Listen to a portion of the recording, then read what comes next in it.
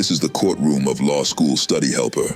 When you got beef, don't take the law into your own hands. Put your beef in the hands of law school study helper. This is the case of Will Byers versus Vecna. Young William is suing Vecna for $1 million for false imprisonment. He claims that Vecna wrongly trapped him in the upside down, nearly killing him. Vecna says he doesn't understand why he is being sued. Will was free to leave anytime he wanted. It's not his fault. Will is a crybaby mama's boy. These are their stories.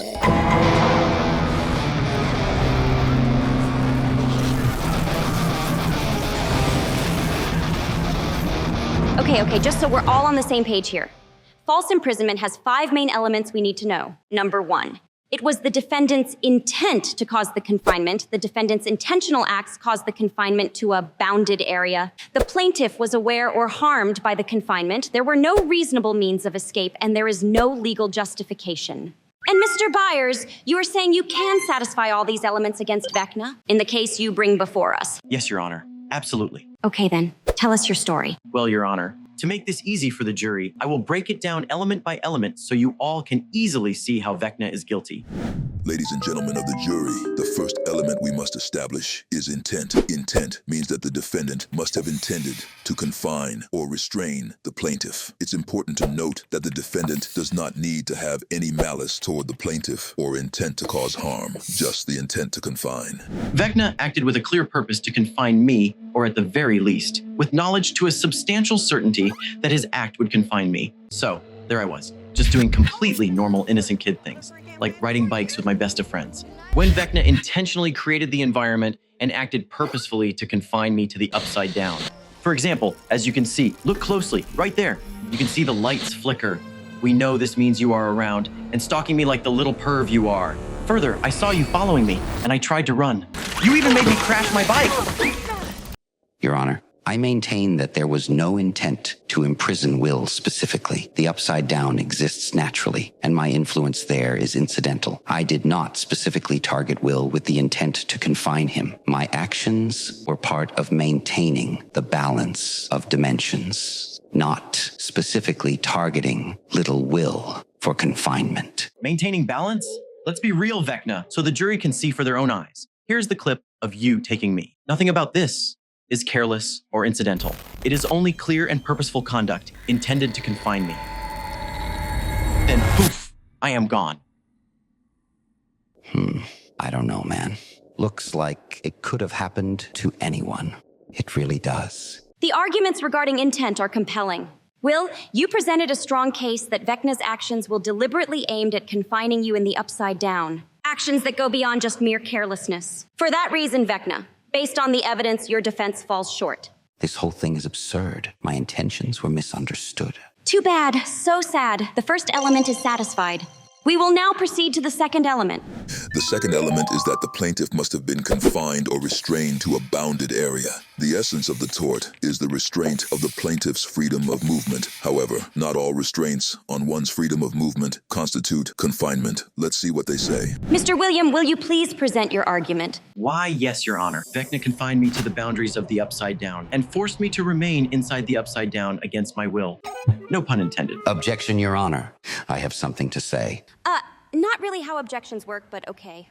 The upside down is a dimension, a whole world that Will was free to move around within, not a single place where one can be confined. Confinement must be within some bounded area. The upside down doesn't meet the criteria of a bounded area. No court would view a restriction to wandering the earth as confinement to a bounded area. Here, I'll give you an example. In Shenvileo, the court found that Taiwan was too spacious to constitute a bounded area, and the court here should conclude the same. Your Honor, respectfully, the upside down shouldn't be treated any differently than a room or bounded place that an individual can be trapped in. Multiple courts have suggested that large geographical areas may constitute as a bounded area as for confinement. One court suggested, and I quote, "If Denmark was a dungeon to Hamlet, we suppose that Illinois could be a prison to the plaintiff." Oh, snap! Further, one court held that preventing a plaintiff from leaving Barrow, Alaska could constitute as false imprisonment. This analysis by previous courts, coupled with the idea that the Upside Down is not the equivalent to an open world, but actually more like Vecna's house, you can easily conclude that I was confined to a bounded area. Let little William cook. You are a smart little man. Who would have known with your hair looking like that? Damn. Okay, Judge. Why am I the one taking stray shots? Oh, I'm sorry, kid.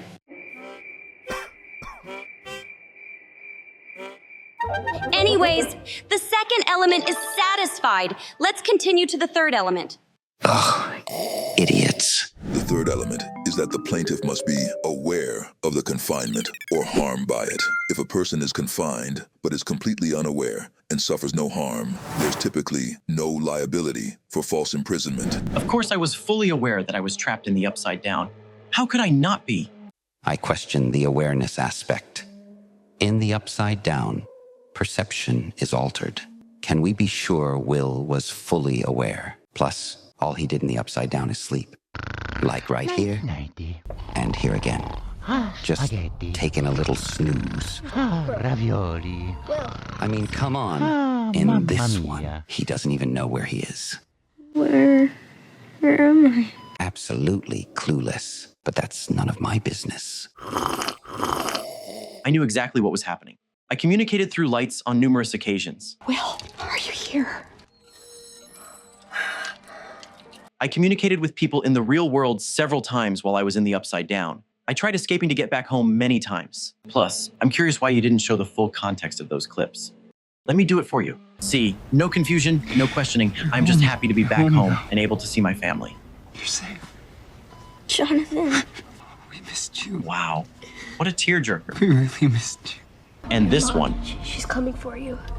Hurry. Hurry. Last one, just for good measure.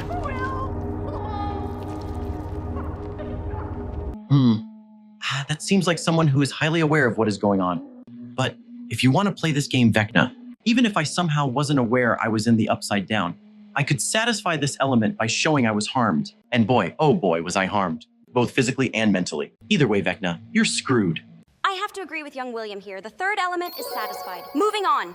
For the fourth element, the confinement is not considered complete if there's a reasonable means of escape that the plaintiff is aware of. Here, did Will Byers have reasonable means of escaping the Upside Down? I had absolutely no way to escape the Upside Down. When I was sent to the Upside Down, it happened in the blink of an eye.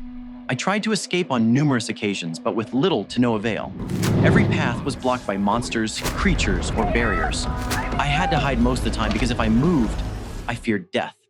I even reached out to the outside world for help, and even they could not find a way in or out. My mom and best friends Mike tried endlessly to find me, but even their efforts fell short. 11 had to use her magic powers just to see where I was. Ooh, come on, Your Honor. Give me a break. The Upside Down is an open door, perfectly free for him to use. Will was and is able to walk through that door whenever he pleases. You people can't seriously be buying this crybaby bullshit. I'd hardly call someone confined that can just walk right out the door. I mean, Will does just have to go through the portal that connects both worlds.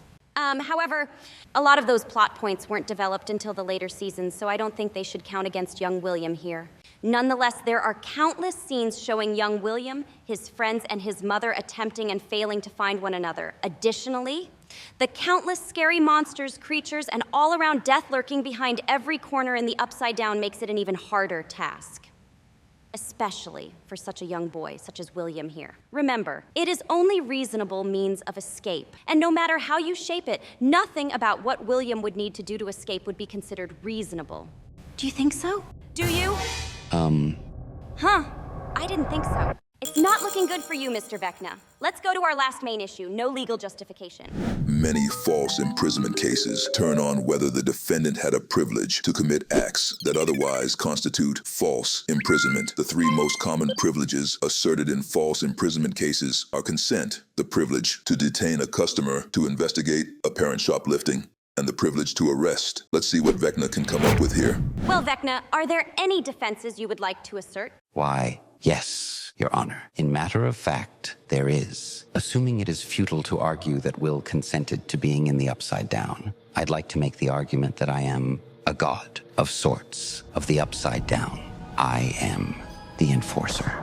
And William here, I believed to be trespassing and doing who knows what else in a place he didn't belong. I had reasonable suspicion to believe that he had committed a crime. If William was falsely imprisoned, I had the privilege of arrest. Can I get an amen? Are you buying this? I'm not buying it. Anyways, bunch of haters. Furthermore, I would also request that the court extends the shopkeeper's privilege defense and apply it to the situation before us. I am somewhat of a business owner myself. When you really think about it, the upside down is my baby, my business, my whole world, if you will. Double pun, very much intended.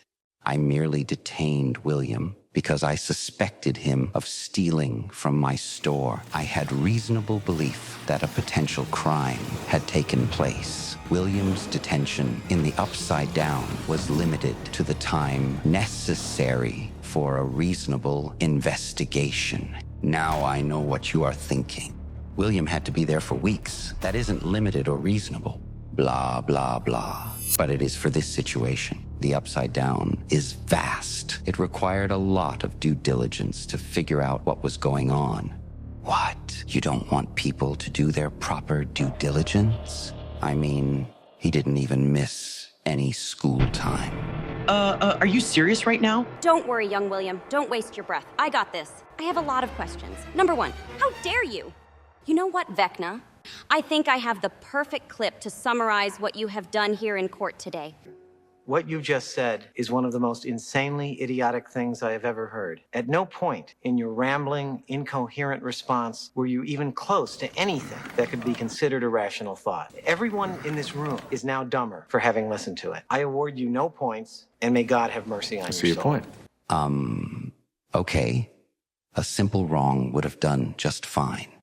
In the case of Will Byers versus Vecna, the court finds in favor of the plaintiff. The plaintiff adequately proved all the elements of false imprisonment. We award young William compensation damages in the amount of $1 million. And just for fun, we award William an extra $1 million to be paid by Vecna because the defendant's actions were sufficiently outrageous to warrant the imposing of punitive damages. Case dismissed. And no take-backsies. What do you want the world to know, young William? Everyone should know that I am not a cry-baby mama's boy. Okay, bye. Before we conclude, let's summarize the elements of false imprisonment that we discussed in this case. This summary will help you understand what happened and what you need to know. False imprisonment involves 5 key elements. And remember, each element must be proven to establish a case of false imprisonment. Number 1, the defendant must have intended to confine the plaintiff. In this case, Vecna's deliberate actions and creation of traps in the upside down showed intent to confine Will. The second element you need to satisfy is the plaintiff must have been confined within fixed boundaries set by the defendant. The environment in the upside down, with its dangerous creatures and barriers, directly confined Will in the upside down, although an open world, would be considered a boundary area restricting Will's freedom of movement. Third, the plaintiff must be aware of the confinement, and if not aware, they must show that they were actually harmed by the confinement. Although unnecessary to satisfy both, Will was aware of his confinement and experienced significant, both emotional and physical harm. Additionally, for the fourth element, there must have been no reasonable means for the plaintiff to escape. Despite the evidence of gateways and portals to the upside down, the evidence of lethal threats and impassable barriers in the upside down made escape impossible without extreme danger. Thus, it was not reasonable to expect Will to escape the upside down.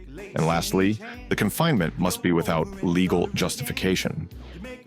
Here, Vecna had no lawful authority to trap Will in the upside down. Consent, the shopkeeper's privilege, and authority to arrest defenses all failed. Thus, the court found in favor of Will Byers, concluding that all 5 elements of false imprisonment were satisfied.